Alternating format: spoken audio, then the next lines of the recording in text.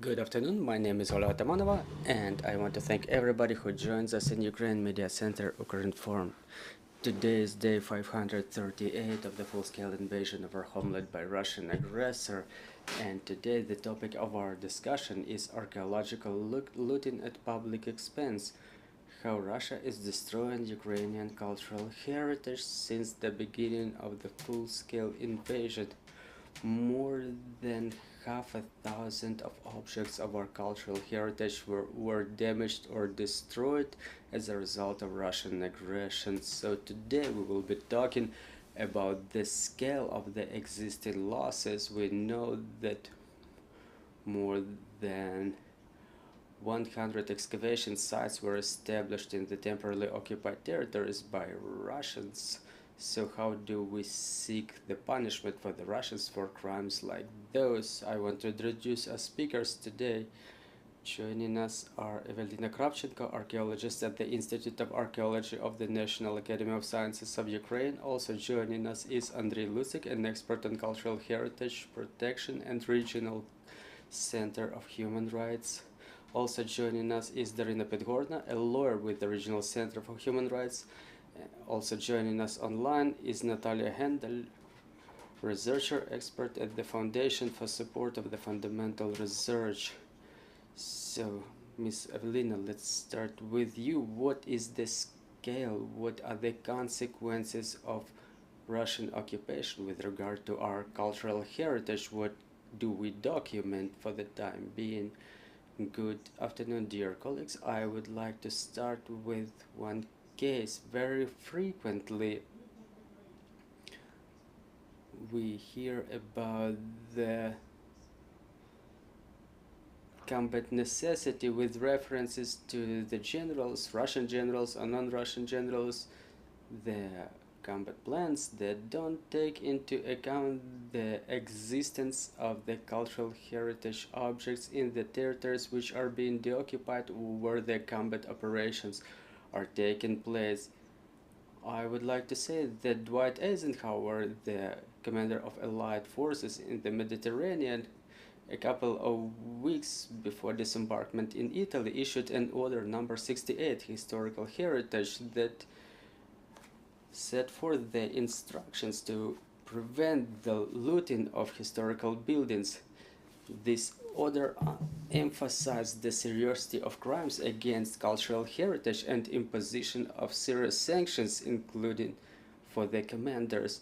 Before the operation in Normandy, the same Dwight Eisenhower, being already then the supreme commander of anti-Hitler alliance in Europe, on the 26th of May 1944, ordered the commanders to preserve the objects that are of cultural and historic value, preserve discipline and resilience. This is what was laid as the fundamental standards of NATO, and this is what is absent on the Russian side.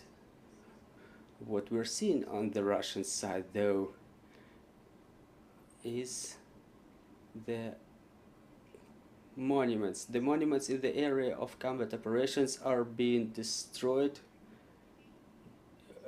being affected by combat operations and by preparatory actions, by setting up of the fire positions, of the defense positions, and so on. Crimea suffers a lot. In fact, the western and northern Crimea is completely dug by the Russians. No one pays attention to the historic monuments there.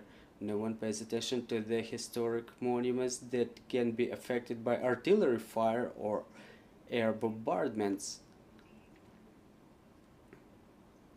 during any combat operations in Crimea. Those monuments are not being protected either by sand or otherwise. Another thing, the area of Kakhovka water reservoir, that land before the destruction of the dam did not exist, in fact. So this land is not in either administrative system of Ukraine or in the maps, so there are no monuments, no objects of cultural heritage in the registers of Ukraine, so it can all be looted. In the deoccupied territories, to a certain extent, almost all of the monuments are either destroyed or damaged by aviation or artillery fire. Digging of trenches affected the monuments significantly. I mean those that are still in the soil. For the time being, we don't have destroyed objects of cultural heritage of global or regional meaning, but it just because they maybe haven't made it so far. In the south of Ukraine, we can observe the situation only during the occupation and afterwards. As to the monuments in the temporarily occupied territories, now the archaeological excavations are going on in Crimea under responsibility of Russian organizations. The Kherson-Stavrisky old city is being repositioned. There is the active propaganda campaign proclaiming the Khersones as the cradle of Russian Orthodox Christianity, and thus they propagate the distorted history of Russian Federation and the Christianity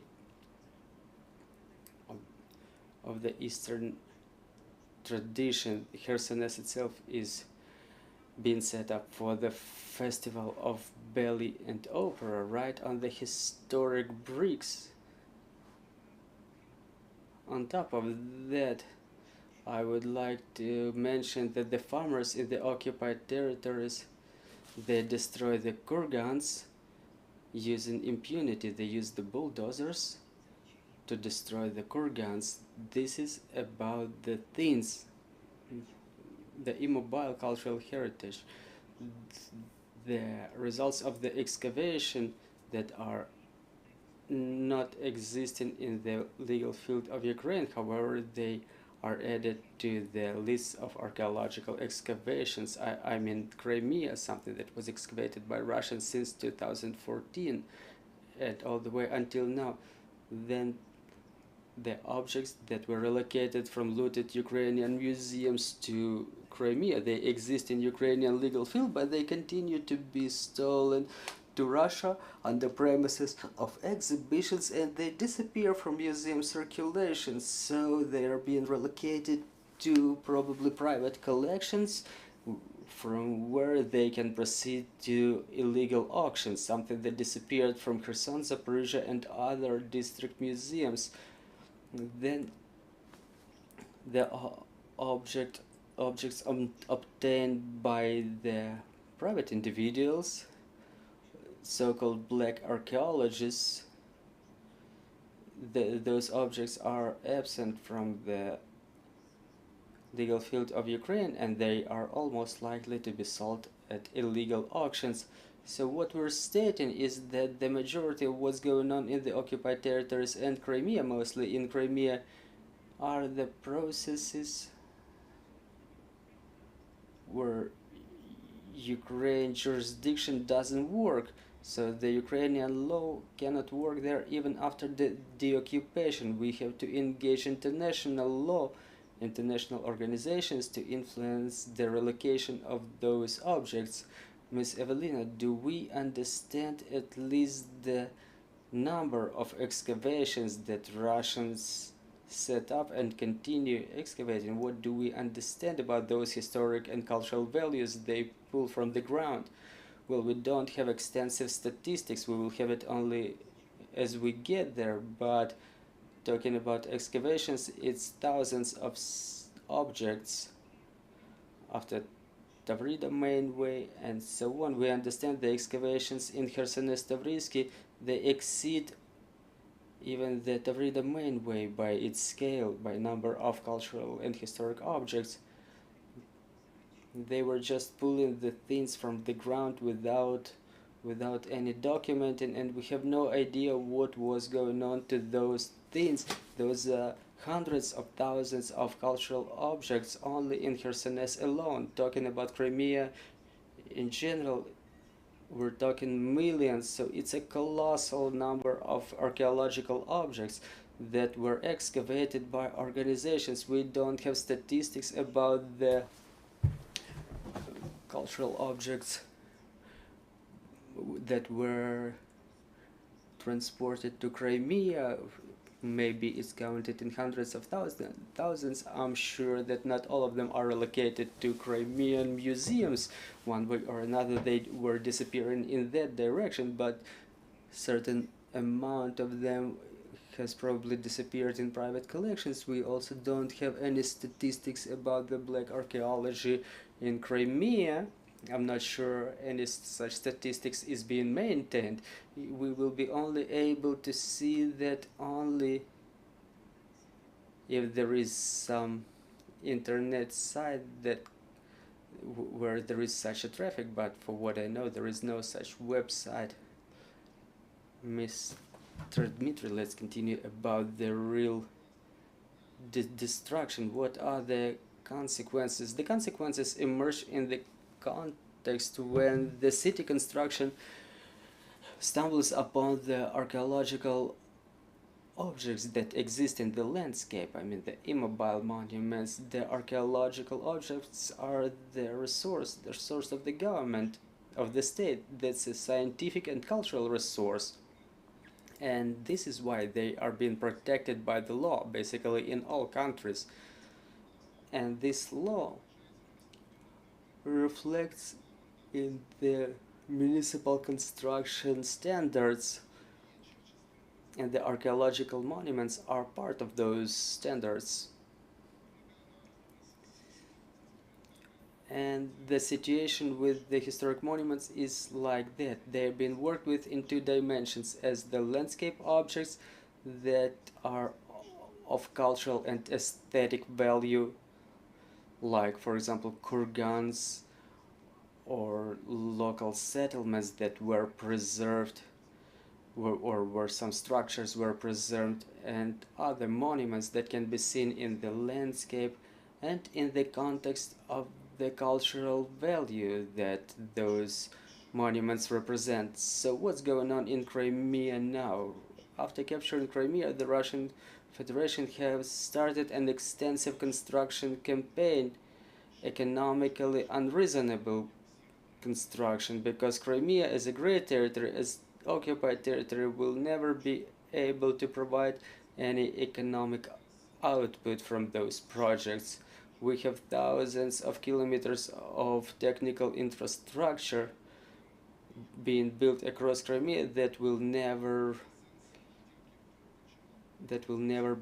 justify itself. There is only a propaganda sense in doing that, when it's all represented in a way that, like, Russia is here forever. Let's look at the scale of construction we set up in Crimea.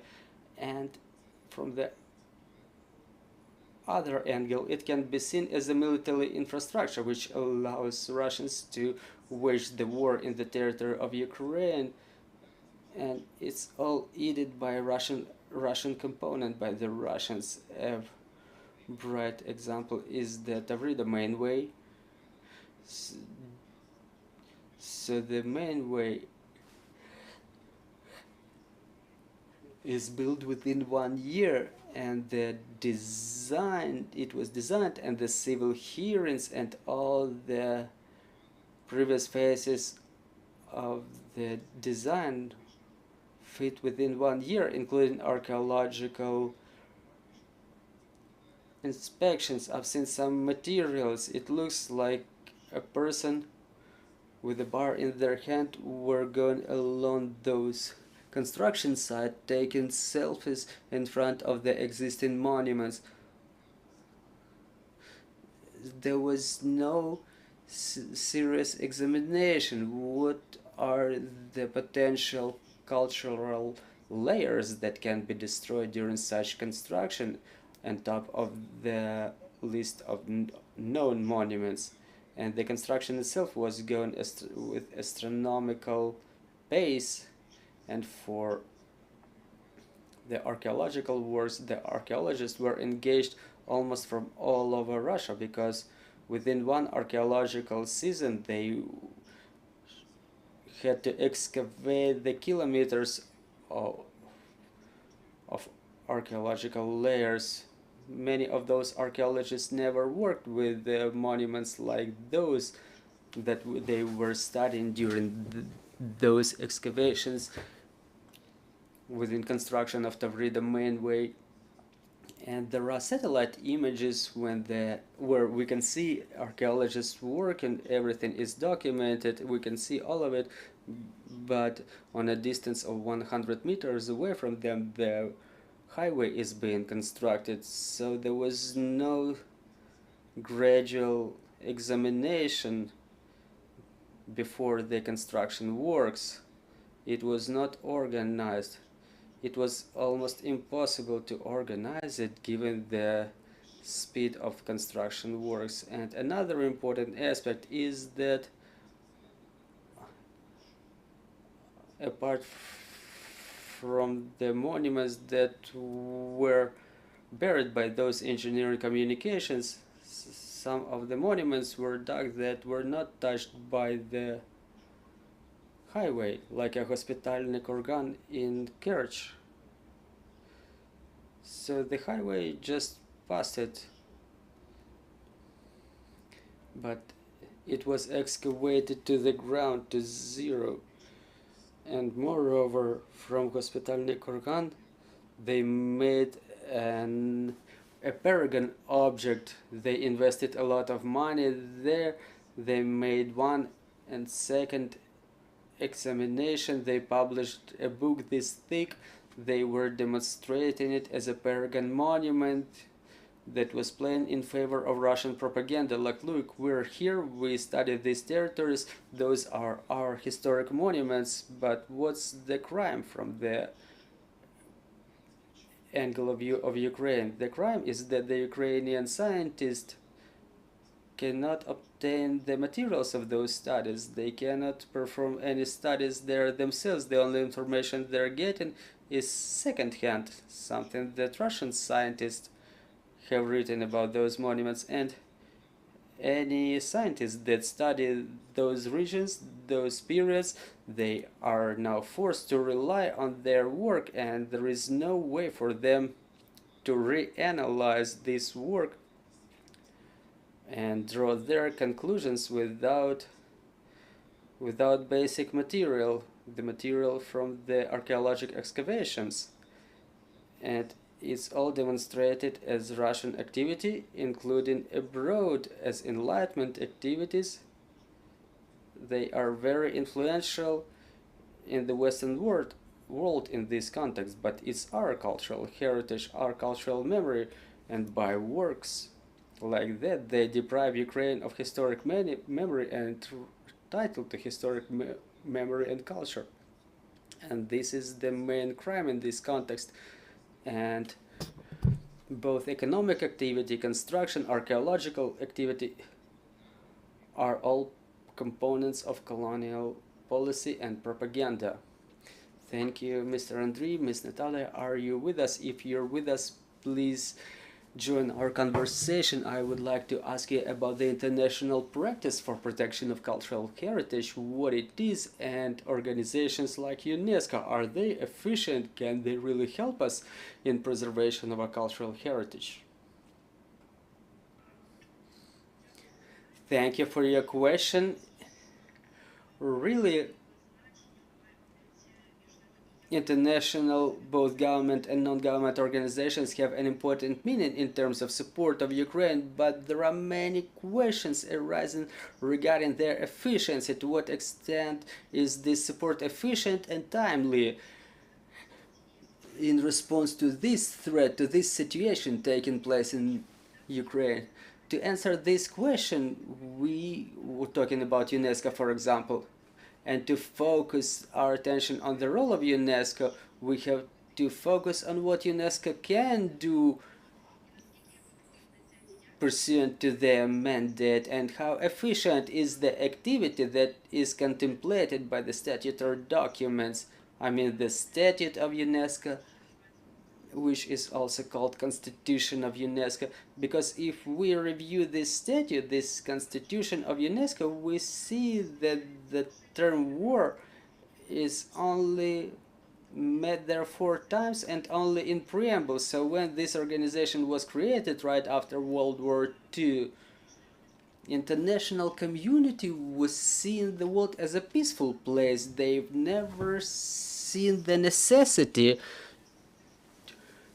for those specialized UN institutions to act within armed conflict situation that we have now. But if we look at the convention that was adopted by UNESCO, the Convention of year 1972 on preservation of natural, historic and cultural heritage, the term war is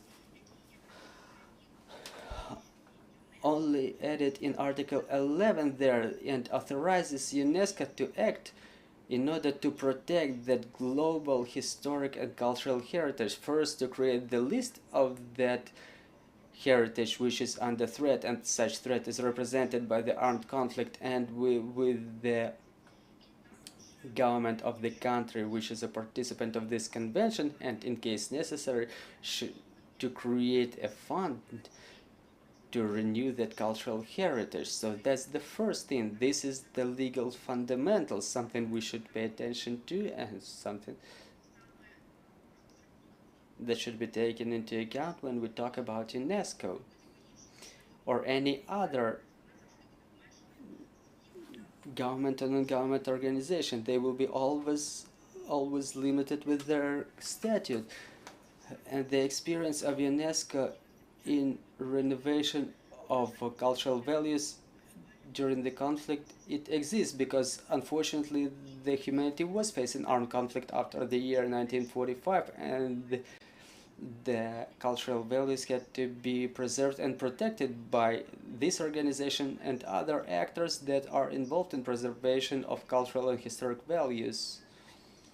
So such experience exists in Syria, in Sudan, Cambodia, but talking about its efficiency, if we analyze the time frame, all those actions are being delayed by bureaucratic procedures, by diplomatic activity, because it should be coordinated with the parties to the conflict, it should be coordinated with the governments of the countries, and those bureaucratic and diplomatic activities, such response falls behind the existing demand. Also, we have to take into account this experience that was developed within UNESCO practices to understand those limits, both time limits, diplomatic and bureaucratic limits that may pose a challenge for Ukraine in their cooperation with UNESCO to preserve and protect the cultural and historic heritage. Also, when we talk about UNESCO and regarding Ukraine, what is positive and what should be actualized? First of all, starting from the year 2014, UNESCO supports the position of territorial integrity of Ukraine. This is the position that has legal, diplomatic, and political meaning. And secondly, starting with the beginning of the full-scale invasion, there were plans for renewal developed in coordination with UNESCO. And this renewal concerns both scientific and educational and cultural space, because we understand that the goal of this organization's activity is those areas. So also, if we talk about UNESCO, we talk about mostly peaceful life. However, there is this Article 11 of the convention dated 1972. However, the special regime that operates to protect the cultural heritage and which Ukraine should be using now are the standards of international humanitarian law that protect the cultural values, both general standards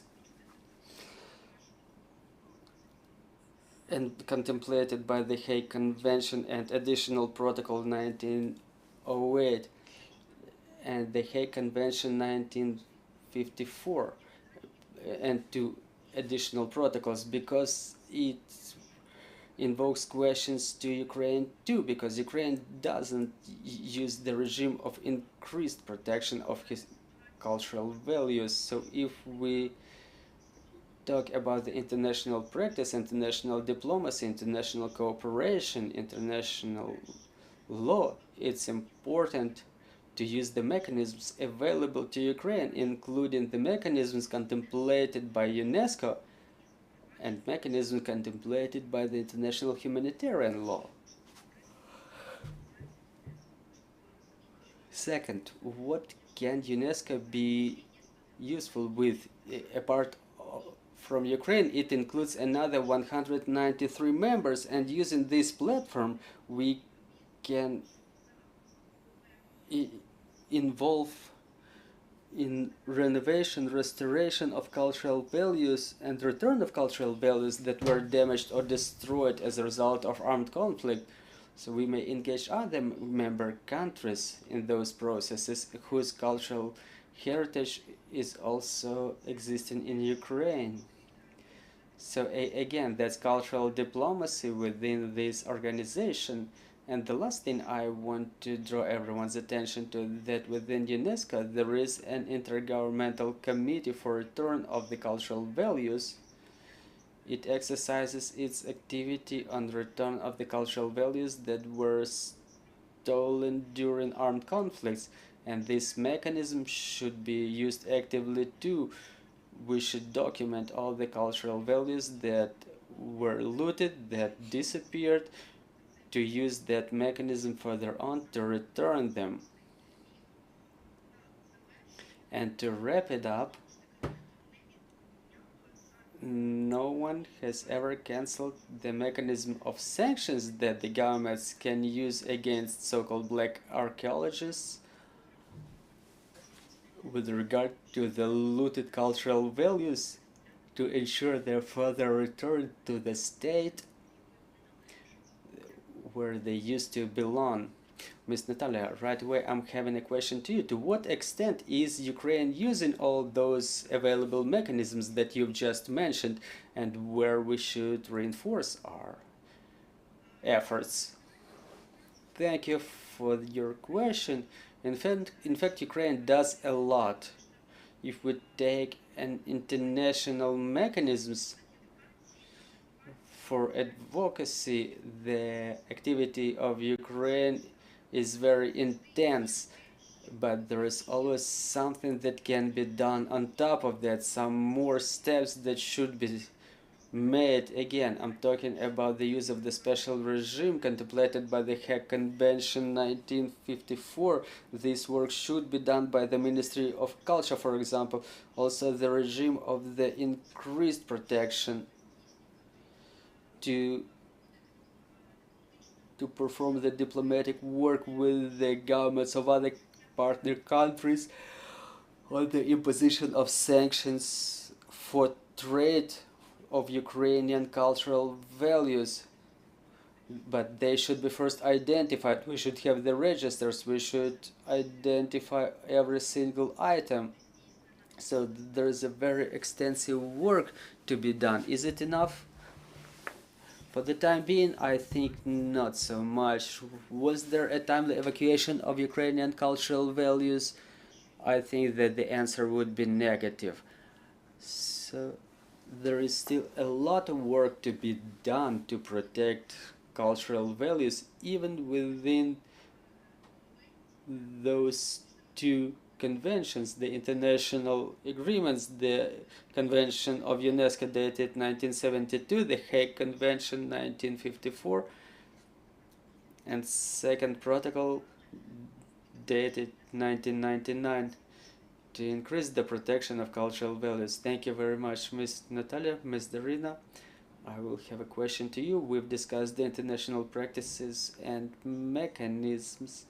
So if we talk about our national practice, what are they? To what extent are they efficient? And was the role allocated for our executive power, police, prosecutor's office, and are their efforts enough?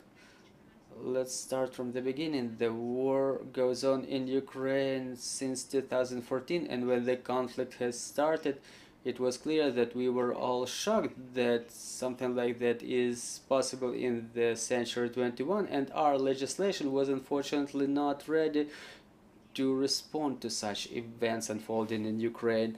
Talking about the conflict, the humanitarian problems, the value of human life, their health, is obviously prioritized. It cannot be denied, it cannot be forgotten. However,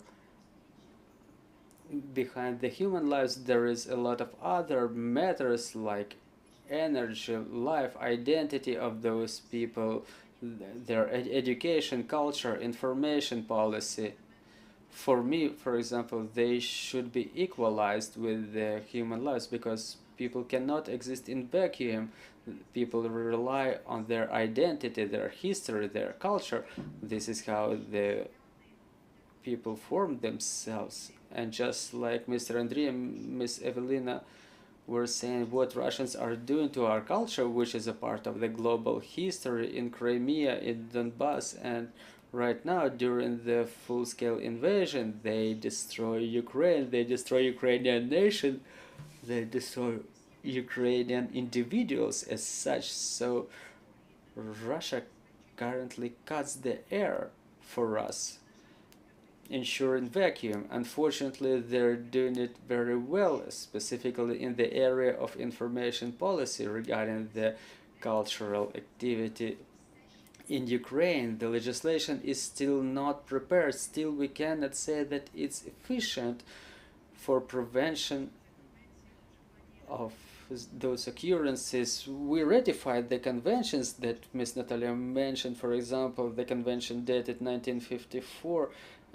and the Framework Convention of the Council of Europe about the criminal persecution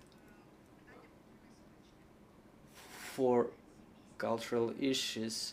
Both conventions contain an extensive number of standards which are capable of preventing the crimes in cultural life of Ukraine and to some extent protect what was left, at least in the occupied territories and in non-occupied territories as well, obviously. So talking about the convention dated 1954, there is an article about the prohibition of archaeological excavations in the occupied territories by the occupiers. Unfortunately, our Ukrainian lawyers in the national system don't really like reading texts in English, don't really like to appeal to the international agreements. They see it as something extra complicated. They should be aided in implementing it in the national law. So such processes are going on now in the committees of the Ministry of Justice, Ministry of Culture. There are programs for ratification and implementation of those conventions in the national legislation, but now with the beginning of the full-scale invasion, those processes are delayed and I think postponed. And the same story is with Nicosia Convention, the Convention of the Council of Europe, which contemplates the direct obligation by the government as to protection of the cultural heritage in the conditions of the armed conflict. So now we are in a situation when our criminal code of Ukraine contains only 3 to 4 articles which to some extent may protect the culture. The article 438, laws and customs of war, that we can conditionally add the UNESCO Convention and Hague Convention to, but we have to understand that that article is mostly about the peaceful life, but the conditions we live in now, they force us to use it otherwise. And in the same way, the prosecutor's office of the Autonomous Republic of Crimea is using it now. They have a couple of cases about illegal archaeological excavations in Crimea. They investigate those cases starting from the years 2014 2016. This is when those cases were filed. Talking about the policy of the state generally, unfortunately, I cannot say that it's perfect in terms of preservation of cultural heritage and the conditions of armed conflict. We have advocacy policy regarding the culture. Our artists are present in all the platforms all around the world. We continue traveling and telling everybody about our culture, but that's one side of the cultural diplomacy. But there is another political and legal side, and it's more valuable for protection of cultural heritage. And in this area, I wouldn't say that we are on the first place in this platform. The Russians, with their allies, they overtake us in this platform. The Secretariat of UNESCO is made up of Russians or Russian sympathizers, and during personal conversations with the representatives of UNESCO and national committees of UNESCO and the Committee of the Blue Shield, which covers the museum affairs all over the world, they say that unfortunately we cannot do anything because Ukraine doesn't claim the needs to protect the cultural values. So there is a list of destroyed cultural values in the website of UNESCO, but it dates year 2022. In the same way, in this website of the Ministry of Culture, there is such list available, but it dates year 2022, and it seems like the state just neglects the previous 8 years of conflict as if they've lost this cultural policy, this education policy. Now we have zombified population there, zombified children who don't know what was going on in Crimea. They only think that it was a cradle of Russian Orthodox Christianity. So unfortunately, we've lost this war in part. However, we can prevent it in future if right now we start acting. And I'm not only talking about expediting of ratification of international agreements, of implementation of this practice in our real life, not only about investigating those cases that are on the desk of the Prosecutor General in Ukraine. It should be a consolidated, consistent policy. And the level of the strategy of national security of Ukraine.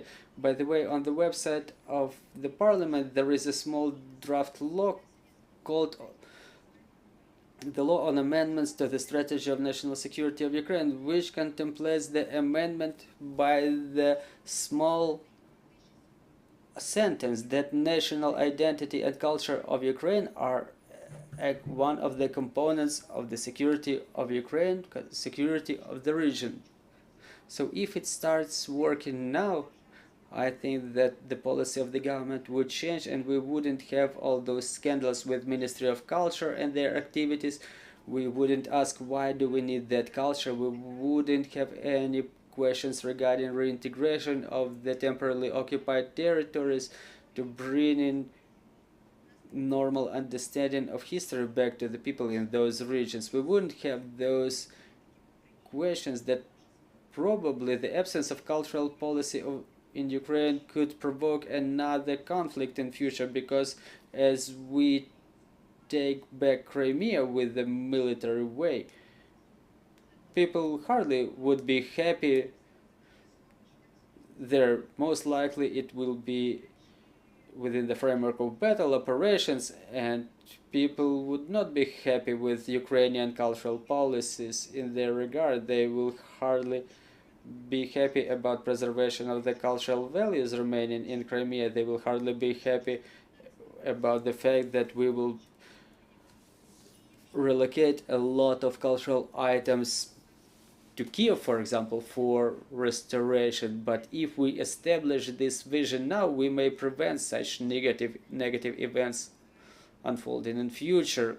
But we should be doing it now. But now the government tends to do something serious. Yes, I agree. Kakhovka Dam, counteroffense, they are very important. You know, this night air raid on Ukraine, that's a horrible tragedy.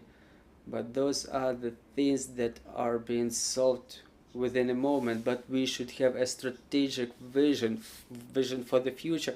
But for the time being, unfortunately, I haven't seen the strategic vision by the government for decades, for centuries ahead. We have a vision for 5 or 7 years, but something is about to happen after 7 years. But unfortunately, there are no movements in that direction. But as a civil sector, we support initiation of such processes. Daryna, thank you very much.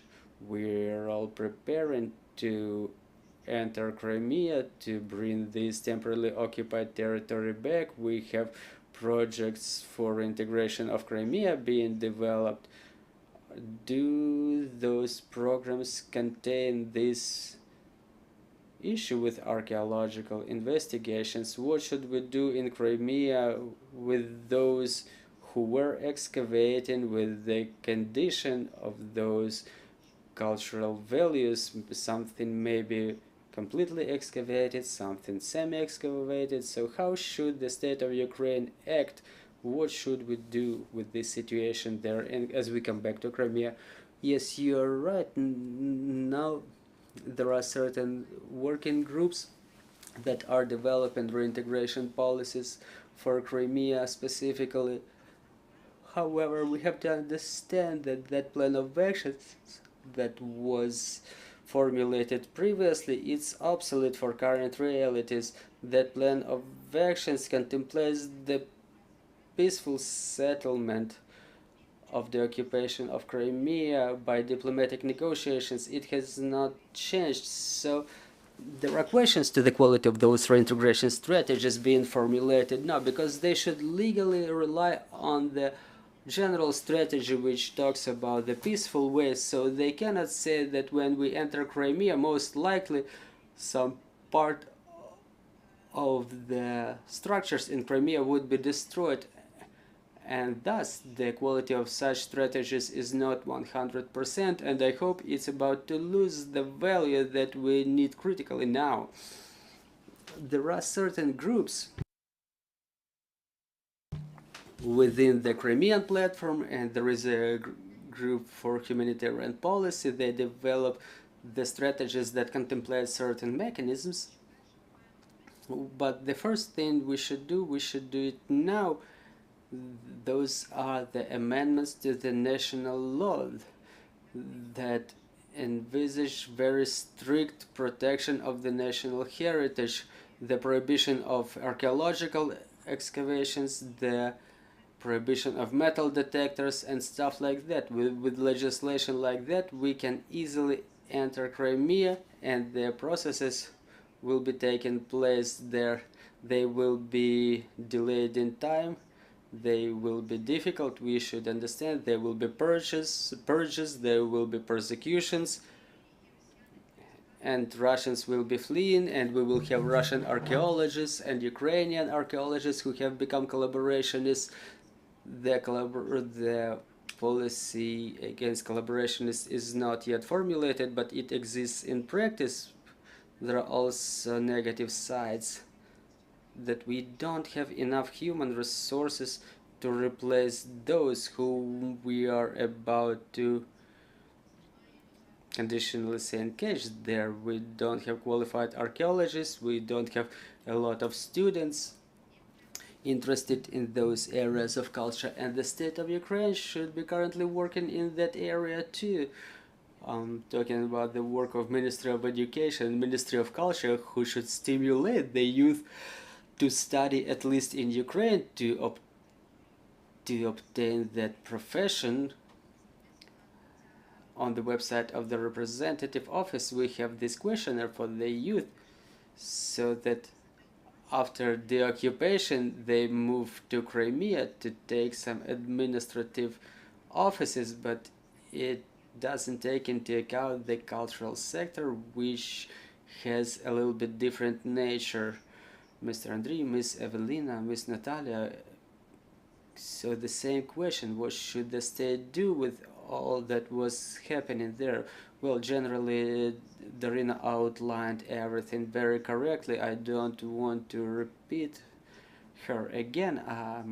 Just want to emphasize one thing. Let's get back to the practice. In theory, you know, we have everything in theory. In theory, everything is correct, but talking about practice, we have two clear needs right now. First, it's the specialists who can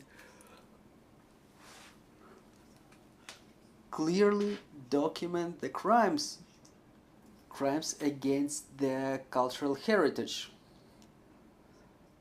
It should be the responsibility of Ministry of Culture directly.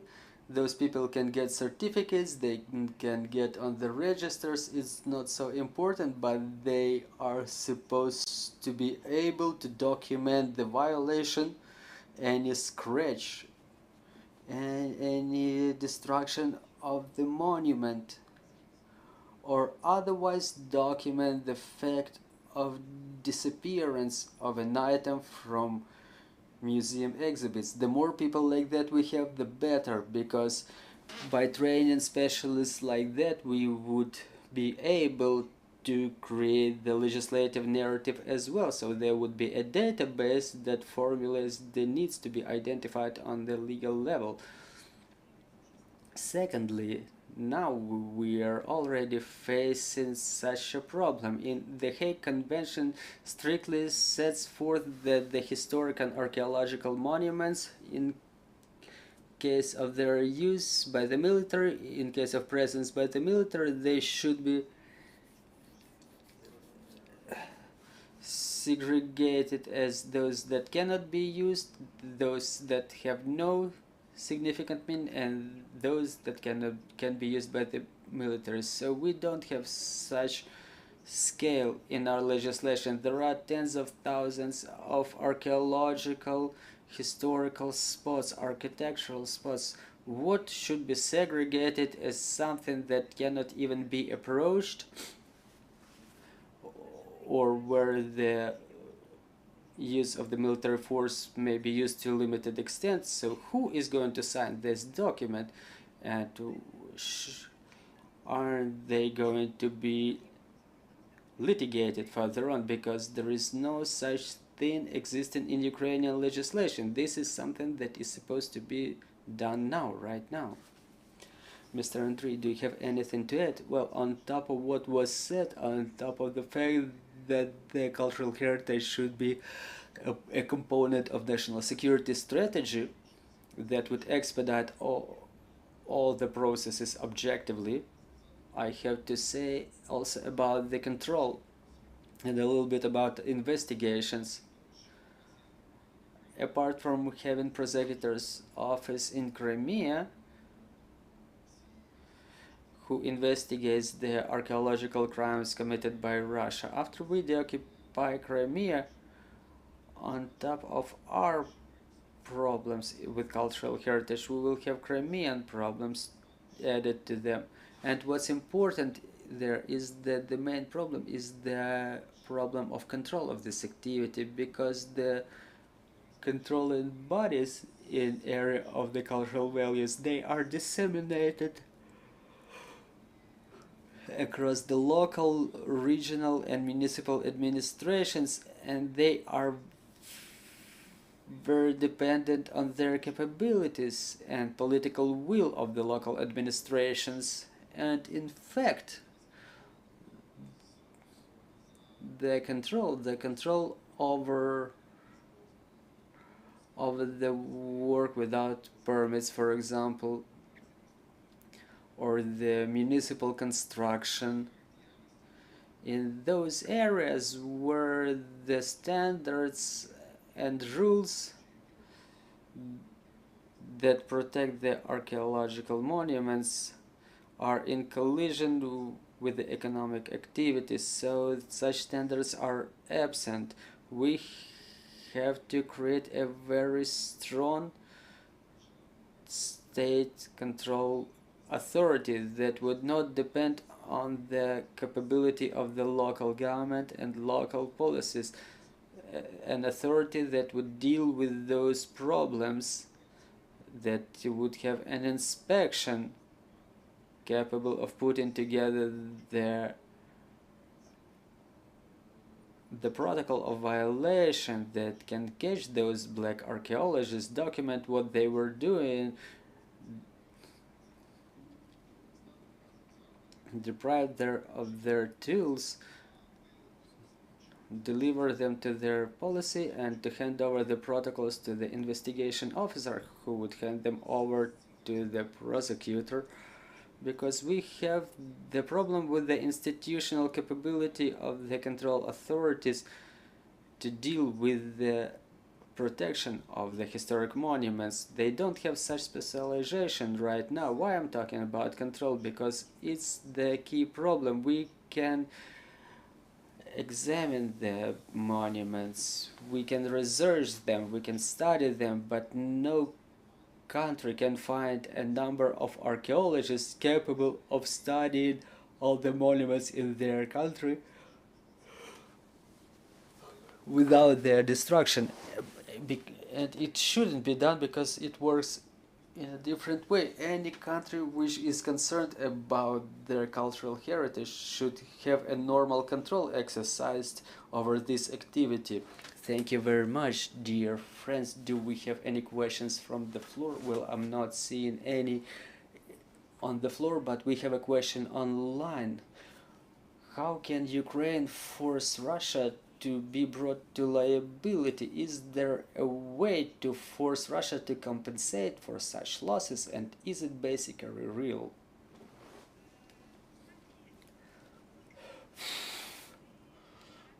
Well, we won't be able to punish Russia collectively, but we may punish some specific people, and those people, their names are known to everybody basically. It's the Minister of Culture of Russian Federation, the Minister of Culture of the Republic of Crimea, and other so-called republics of Russian Federation, the Director of the Museum State Hermitage, Mikhail Petrovsky, and those archaeologists excavating now in Ukraine, Rukavishnikova, Solovyov, Vyukov, and so on and so forth.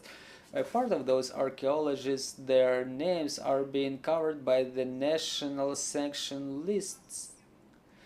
Solovyov and Vnukov are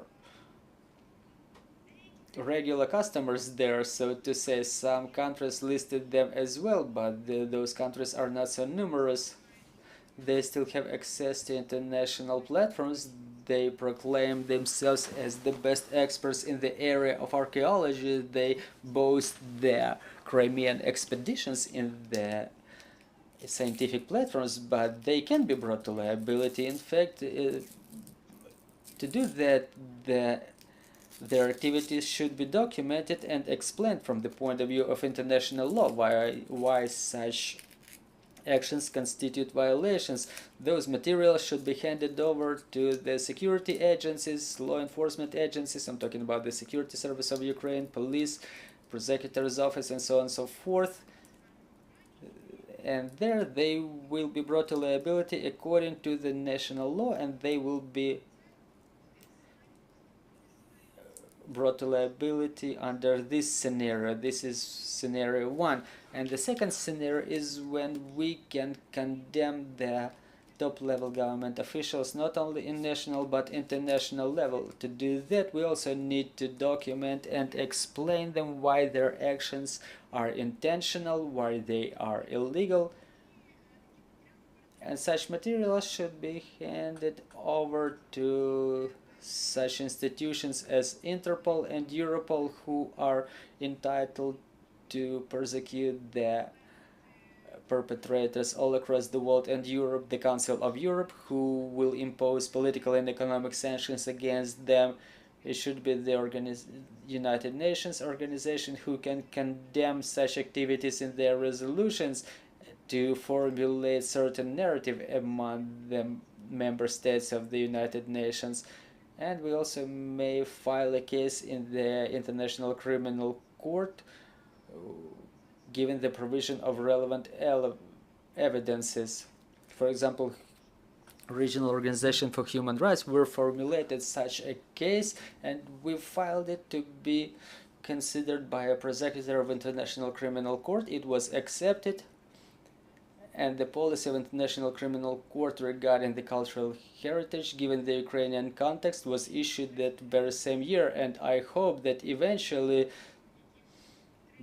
that award that we are about to get in the future from the International Criminal Court, it will contain the issues of national identity, cultural heritage, and we will be able to bring to liability not only Putin and Maria Lvova-Belova for their crimes related to deportation of Ukrainian children, but also for their crimes against national identity of Ukrainians. Do I understand it correct that we can talk about the compensation of losses only given the second scenario? No, if a national judge of Ukraine will say that apart from sentencing the perpetrators to certain terms, they will also be penalized to pay compensation to the owner of this or that facility or object. On the other hand, we have International Criminal Court, which is capable, well, the issue of compensation to be awarded by International Criminal Court, it's another sphere because they deal mostly with humanitarian issues, but we may talk about compensation from some charity funds that are currently created and they accumulate resource for compensation. We can talk about compensation related to the future agreement about the capitulation of Russian Federation and victory of Ukraine, which strictly sets forth that such resources, such funds should be reimbursed to Ukraine by Russia for their crimes committed against cultural values. It may be the return of the looted values, it may be the return of cultural and historic archive that they steal, it may be the reconstruction of those museums and monuments that Russian Federation has destroyed during their combat operations in Ukraine. Thank you very much. Thank you very much for this conversation. Incredibly important. I hope that really we are being listened to by the government authorities who would use all those advice that you have provided to them today. They are really very useful, and I think that the topic of our cultural heritage will be clear to all of us. It be perceived as a very important topic. I also want to traditionally thank our armed forces for having opportunity to hold events like this. Let's work together for our victory, and glory to Ukraine, glory to the heroes.